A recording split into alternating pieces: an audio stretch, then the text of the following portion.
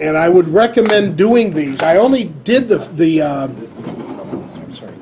burned wing to say that there was something else you could do.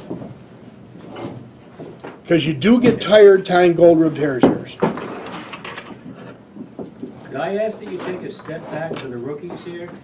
Just show the techniques of dubbing. Forget about the fly. Just. All right. I'll tell you what. We'll tie the tails in, then we'll dub everything. Yeah. Just so that we've got dubbing there.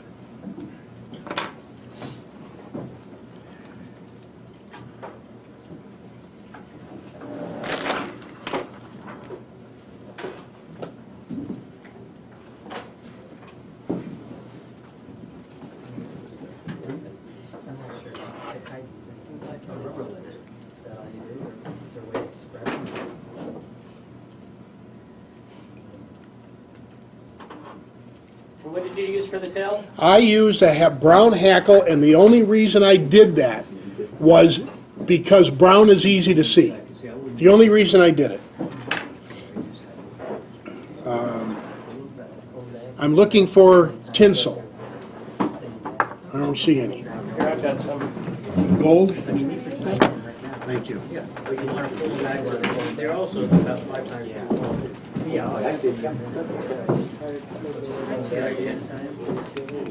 The rib is tied in next, but that's primarily because it will be the last thing that is used. It doesn't look better sitting back there, it's just the last thing that's used. Dubbing. What Lee asked. You will dub nymphs, dries, any wet flies, a lot of bass bugs and saltwater flies. Dubbing is putting a small piece of underbody on the thread. Now it could be wax thread, it could be waxed fingers. Pros use a lot of wax on their fingers, not on the threads. But a properly dubbed fly uses very little dubbing that's here already. That's more than adequate in the length that I'm going to use it, because I can tie over that dubbing and increase its width by volume, by the number of applications that I've used the dubbing with. This comes from dry fly dubbing. And if you look at the dubbing in my finger, it's matted and gnarly, but it's flat and it's thin. It's something that I can pull a small amount of dubbing from. It isn't like this, that's matted up but thick and heavy. This is very thin and light. There's not much there.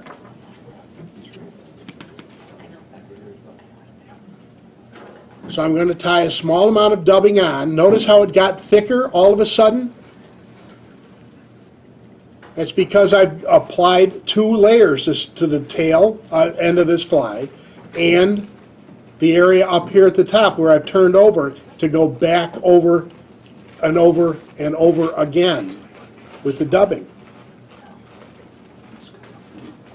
To dub the material, you apply force to the thread.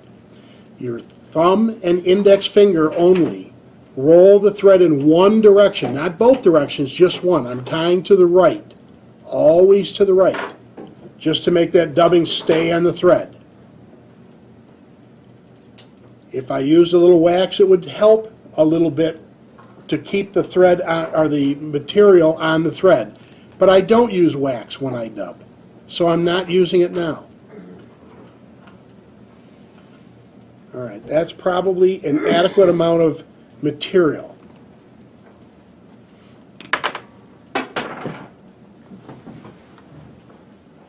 It's not mine, I don't worry. Now, an Atlantic salmon fly tire will tie 4 to 5 turns of tinsel. That's all that goes on an Atlantic salmon fly. That is not the case. Question? Shoot. Opposite direction or same? This is the same direction because I want it to fall into the crevice of the fly and disappear. Okay. All right, and what he's just asked is whether I'm tying this tinsel in the direction the dubbing went on the hook, or across the dubbing. To solve the problem of fish breaking threads with their teeth, you want to tie across the dubbing. So if you put the dubbing on right hand, you want to go left hand with the tinsel. It just crosses and reinforces each intersection with the metallic tinsel. I'm not worried about this in this case. I want this gold material to literally fall in between points of dubbing so that it disappears, not well, but it disappears in the body material a little bit. So you're actually hitting it in the seams between your... I'm putting it in the seams. We want it to drop in.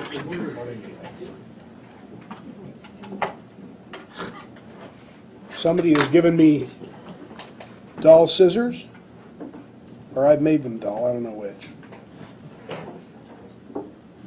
A gold ribbed hare's ear has a pheasant tail wing and more gold ribbed hare's hair for dubbing on the thorax or the chest of the fly.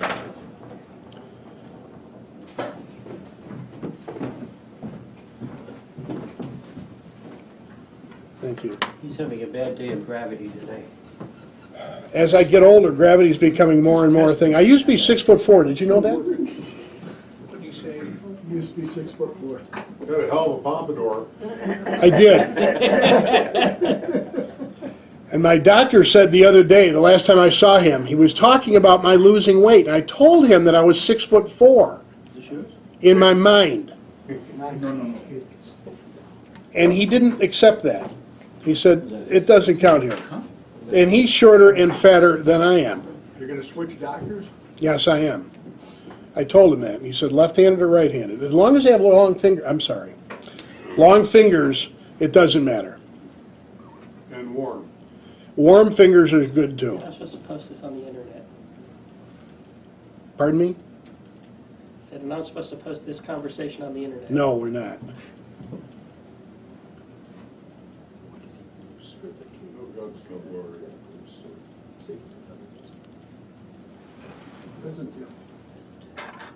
Okay, he did something there out of habit. I'm Notice doing a he- lot of this. He brought the wing case over, wrapped it, and then he folded it back and wrapped on it.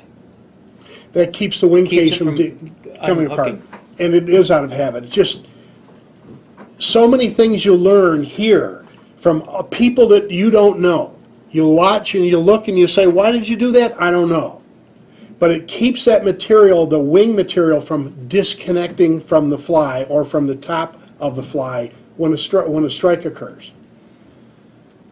Or in this case, Seuss is correct in saying if I only get one fish every 3 flies, I would catch more fish than the river holds. That's true. I have a lot of flies. But I believe firmly that the flies of 2014, or the fish of 2014, won't strike flies from 2013. At least I tell my wife that. And she hasn't argued yet. I'm tying a... She doesn't believe you either. No, she doesn't. She doesn't believe anything I say. But she stopped believing them 20 years ago.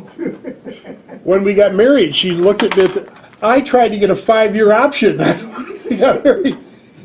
And the priest and I got into an argument about that. He didn't understand that. Dick, does that mean that we can stop at your house and you'll give us all of your 2013 flies? Absolutely. Okay. If you can Remember find, that, guys. if you can find any of them, more power to you, because they're all down the river, I think. Well, we'll stop at the river then.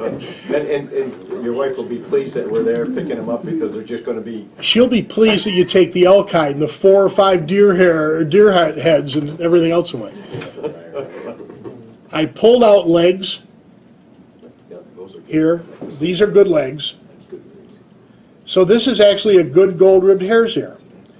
What do I use to dress the gill, the leg area at home, and I should bring them here instead of at home, is a 17 or a 22 caliber brass brush.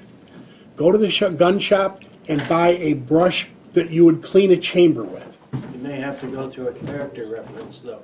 Not anymore. Not for that. Not for. I know. And I am a character, so just say I know a character. That's it. He's a curmudgeon. Use Dick as a character reference. What gauge?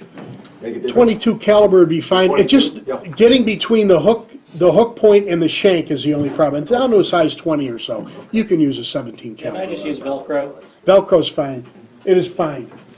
Anything that sticks moderately, whether it be Velcro on an emery board. Actually, just you can get these. I can bring them in. Little wood stir sticks. I mean, they're designed for art, Velcro. and they're like real small. Not like a coffee stirrer, but took some glue and put a little piece of Velcro on the tip of it, and cut it off, and just a little piece of Velcro. This is our non-hunter. He wouldn't believe in anything guns. He'll go out of his way to make something just to prove you don't have to do that with a gun. 17 or 22 caliber is easy. This is nice too. This is a proxy brush. Most dentists know how to use those. But this also will pick out the hairs very nicely. That's correct. I ruined that now. You can't use it any other way. But that is a gold ribbed hare's ear tied the standard way.